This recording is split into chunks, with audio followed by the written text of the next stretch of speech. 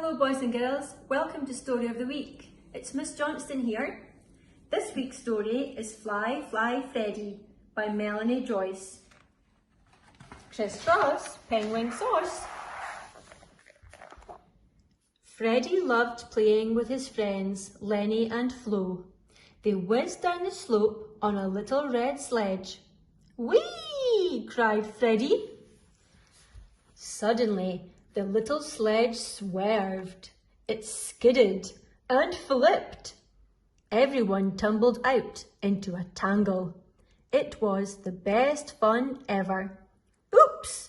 They all cried, bursting out laughing. Freddy just loved playing in the snow. Then, one morning, something was different. Everyone was jumping about as if they had fleas. Is it a new game? Asked Freddy.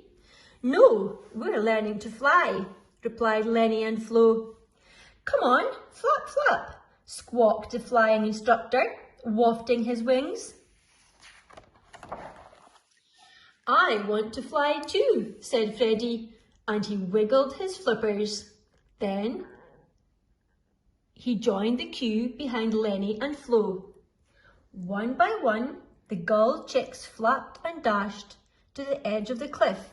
With a great big leap, they lifted swoosh up into the air. I can't wait, said Freddy as he followed his friends. He waddled along and jiggled his flippers. The cliff edge came closer and closer, and then, You stop! Cried the flying instructor. Can't fly! It was too late. Freddy dropped like a rock, splash into the sea. Glug, glug, glug went Freddy. Down past the squelchy squid, down past the wiggly octopus, down past the slippery seals, all the way to the bottom. On the shore, everyone burst out laughing. It's a sea monster, they cried. Freddy squelched off all by himself. I'll learn how to fly, he muttered. Just you wait and see. Clatter, bang, tap, tap. That afternoon, behind Freddy's house, there was a mysterious clattering and banging and tapping. Everyone wondered what was going on. I've made my own wings, cried Freddy. I'm ready to fly. Lenny and Flo tried to tell Freddy that he couldn't fly, but Freddy wouldn't listen. Even so, Freddy flapped and flapped. The result was always the same. Crash, bang, wallop. You've got to face it, said Lenny and Flo. You just can't fly. Freddy was terribly upset.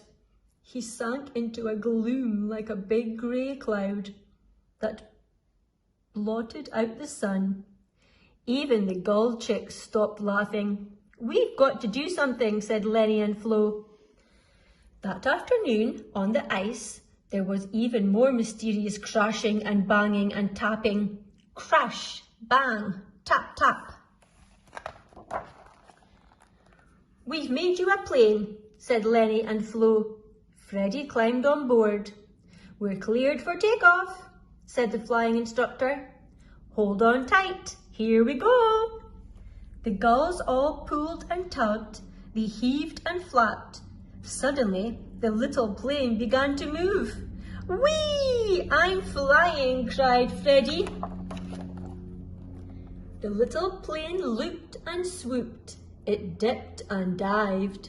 Then suddenly, Freddy's tummy felt funny. It began to rumble and grumble. He felt queasy and dizzy. I don't like flying, said Freddy. I feel sick. Emergency landing, cried the flying instructor. The bird swooped to land, but the little plane swerved, it skidded and flipped, and everyone tumbled into a tangle. Freddy and his friends had landed on Penguin Island. Everyone looks exactly like me, said Freddy. That's because you're a penguin, replied Lenny and Flo. The penguins were very friendly. We're good at diving, they said.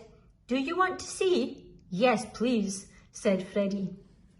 We're good swimmers too, said the penguins as they whizzed splosh into the water. Wow, said Freddy. That looks much more fun than flying.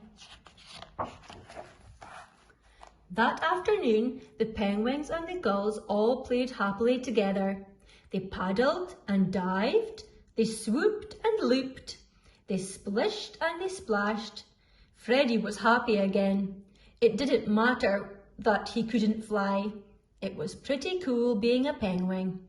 He'd had an adventure and found lots of new friends. For Freddy,